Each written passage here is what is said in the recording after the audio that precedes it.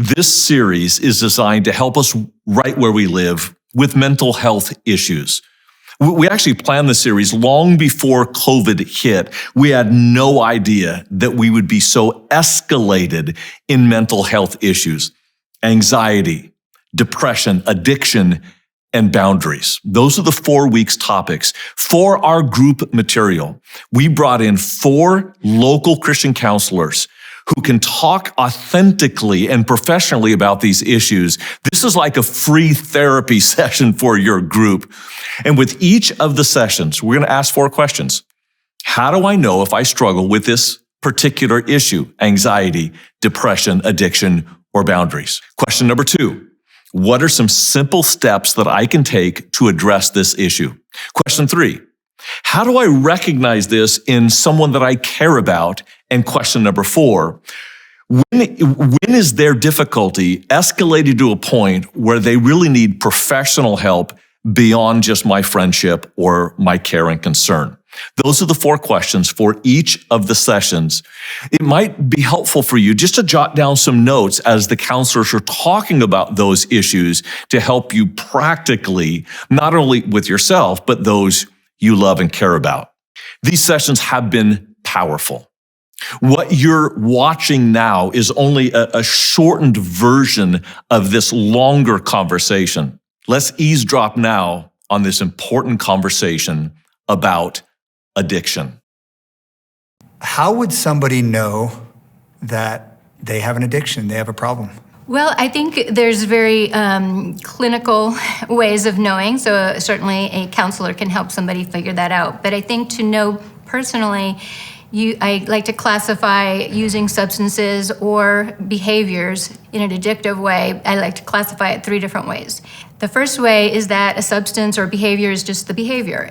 I'm okay if I have it, I'm okay if I don't. If I was planning to work out and I didn't get to work out, I'm okay. But if it's an addiction to working out, then it shows up in a different way. I'm really mad and angry and really thrown off my day with that. And that would be take it to the second level. So the first level, the activity or the substance is just a substance. The second level is it's important to my vitality. I need this substance or behavior to be okay with myself. So that's kind of the start of where you would look for addiction in your life. And then it can graduate to the third level, which is I absolutely need this for my very survival. So I will fight with everything I've got to protect my right to drink or to use drugs, or and I'll lose relationships, jobs, education. I'm ready to ruin my life for this substance. So that's the third level, the survival level. And that's happening at the brain level. I mean, really, so many people deal with this, but almost everybody I know deals with it because they know somebody, at least, whether it's themselves or a family member or a friend. And so you just talked about these 3 different levels of recognizing what that is. How would a loved one know? How would a friend, how would a family member know that, hey, somebody in my family or one of my friends is addicted? Great question, because, we really need those people to help others to get into it, because like I said, it is a brain condition that it becomes with addiction. And so the brain is telling you with everything it has that I don't have a problem, and it's really sticking to denial so it can keep having that substance in its system. So a loved one might notice it by seeing a drastic change in behavior, whether it's over time or kind of immediate. It can be, a straight A student can go to a straight C student and they don't even care, where they used to care about their grades. And so you can see these drastic changes. And at that point, that, maybe it's just worth asking a question. And if you ask the question, like, I noticed that, this behavior change has happened. And so when you ask that question, what is the reaction? Is the reaction severe defensiveness? Is it a rational defensiveness and an explanation? Or is it, really trying to defend their position?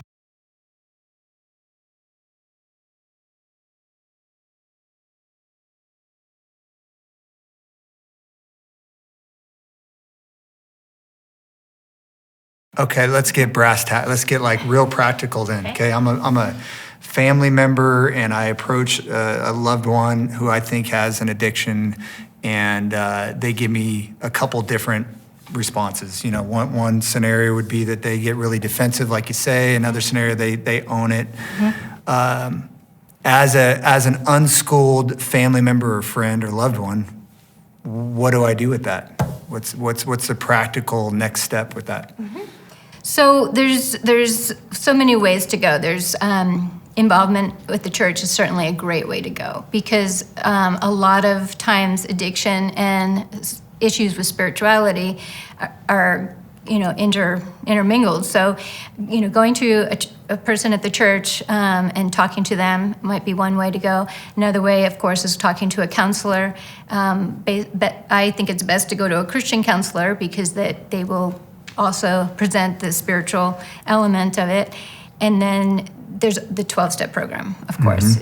There's either Celebrate Recovery, which is a Christian form of the 12 steps, but I think also there's so much value in AA or NA, all of those 12-step programs. There's actually 250 different types of 12-step programs to help with all the different types of addiction that people can be involved with. Wow.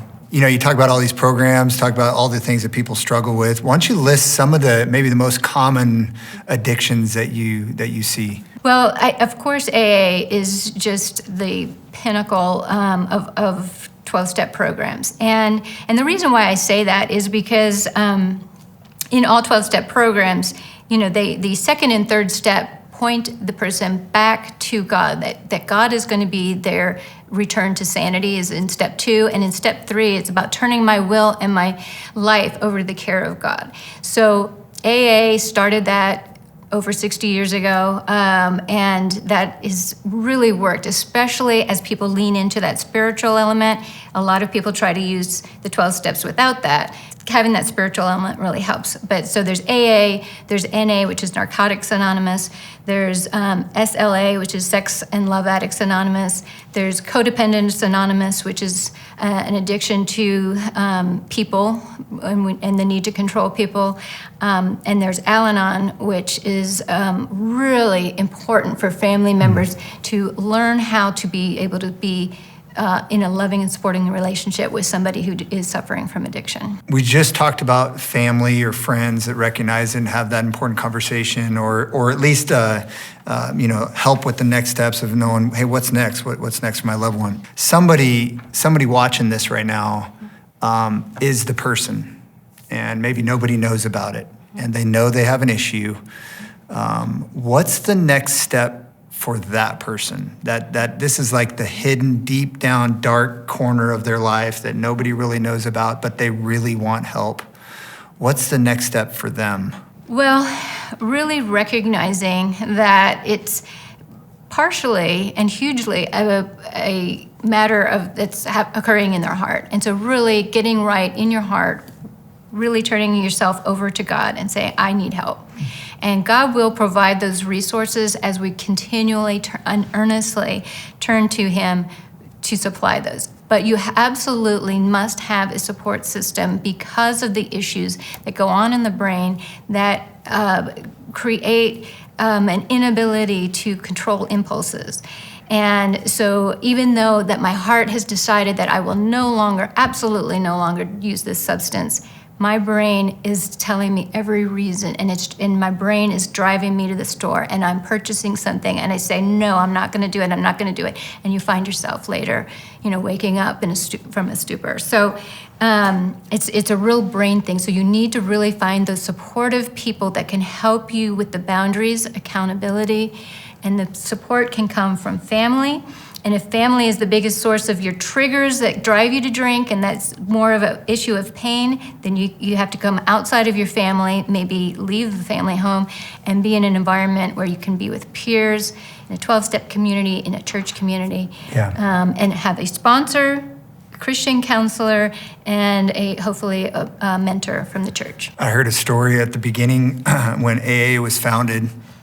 The person who founded AA was being tempted, and he's in a hotel lobby, and he's hearing the clang of the ice and the glasses and the lobby bar, and instead of turning into the lobby bar, he went to the payphone because he said, I don't need another drink. I need another alcoholic. Talk to me about the importance of that first call, that first connection, and being in community. You mentioned it a little bit right there, but sometimes that's the first thing that kind of catapults you into recovery, is just a call, just awareness, shine a light on it. Talk about the importance of that. Yes, what you're referring to, the clinking of the ice in the glass, that's called it's a behavioral cue, and it's like my brain knows that clinking of the glass really leads to me being able to have my object of addiction. And your brain will drive you towards that, or if you know that if I can just call this person, they can help my brain get back on track and remember what the reward is and what my goals are. And they'll meet me usually like in the hotel lobby or whatever, and really cut me off at the pass. So we need that support 100% until the brain starts to heal. And once we have, a few months to a year, and it increases over time, of sobriety from whatever the substance is then our brain can start, be okay on its own. Yeah. And we can also start to be that sponsor and that supportive person to somebody else, which keeps us on track. So giving back in this case just really helps too with our recovery. So Chloe, you work with a lot of different clients. You've probably seen some that are successful, some that aren't successful. What's the key? What's the key to them, those that are successful in their dealing with addiction and those that aren't so successful? I think that the key is really submitting yourself to the process. So once you submit yourself that you have a problem, and you can really admit that, and then you submit yourself to the fact that you need help, and accept the help that's given. So again, with the state that the brain is in, you can make really poor decisions. So you're going to be dependent upon somebody telling you, like, you need to get to a 12-step meeting, you need to have a sponsor.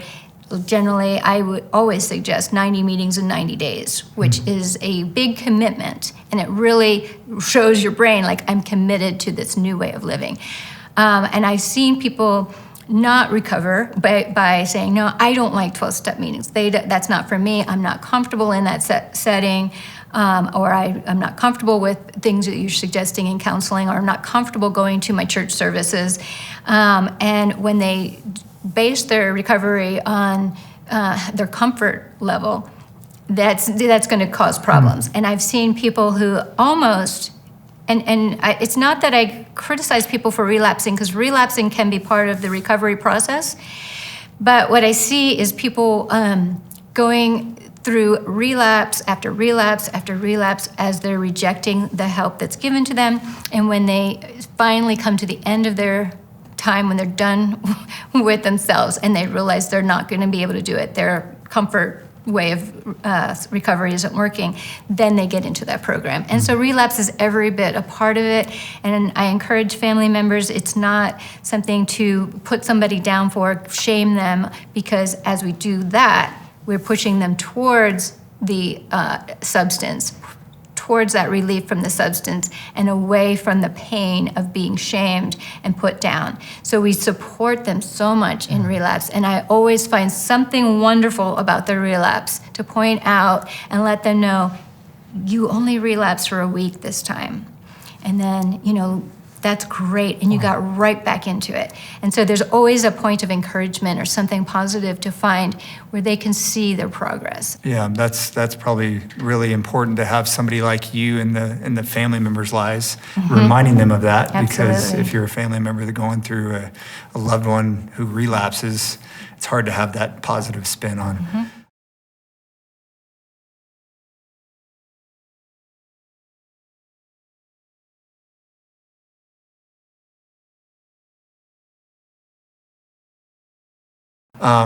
Over the last 7 months, the world's been in this pandemic and quarantine for some of that time, and all the statistics say that alcohol sales are through the roof, and mental health challenges that our world's facing. What have you seen through the last 6 or 7 months, whether through your clinic or through clients, that should be a concern or something that we should be aware of?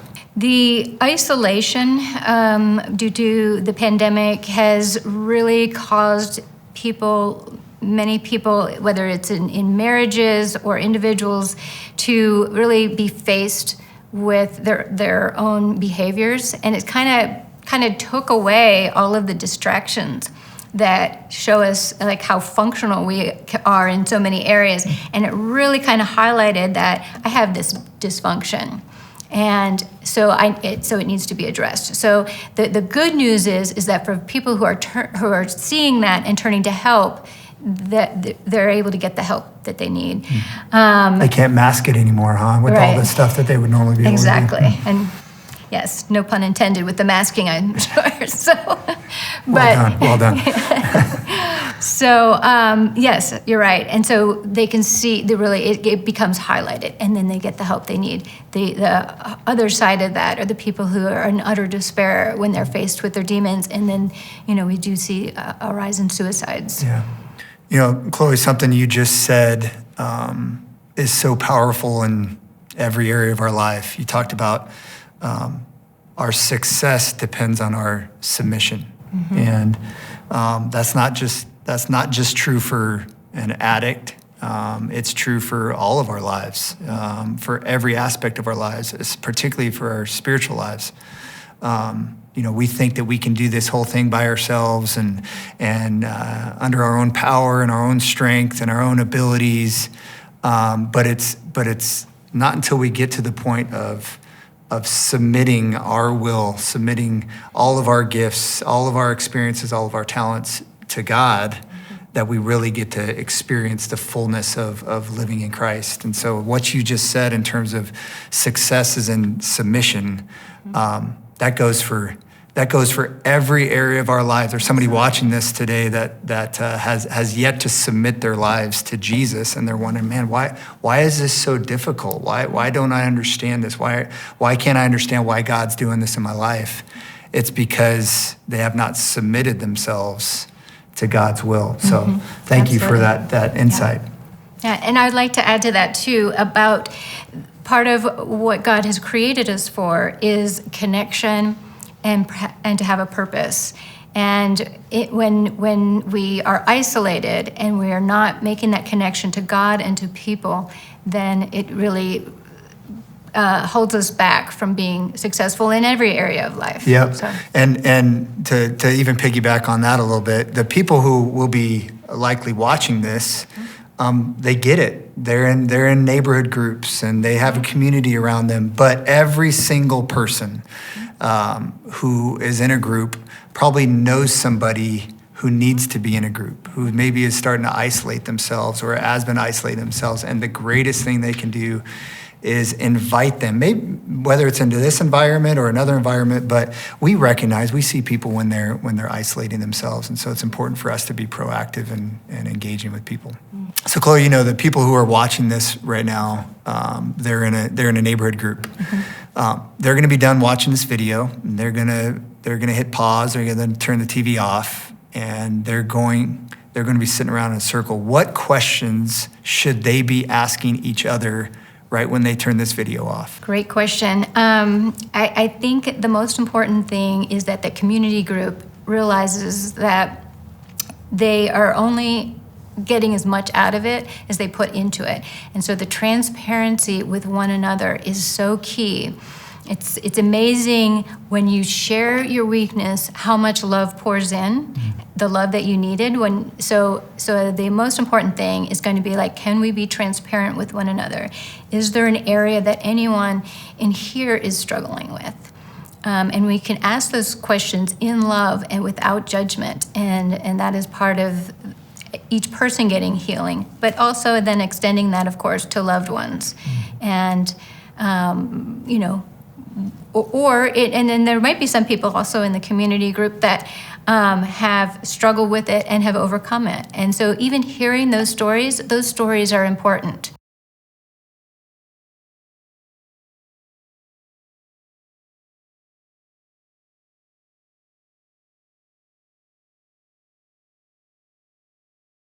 Are some people more prone to addictions, whether it's emotionally or biologically, or how would you?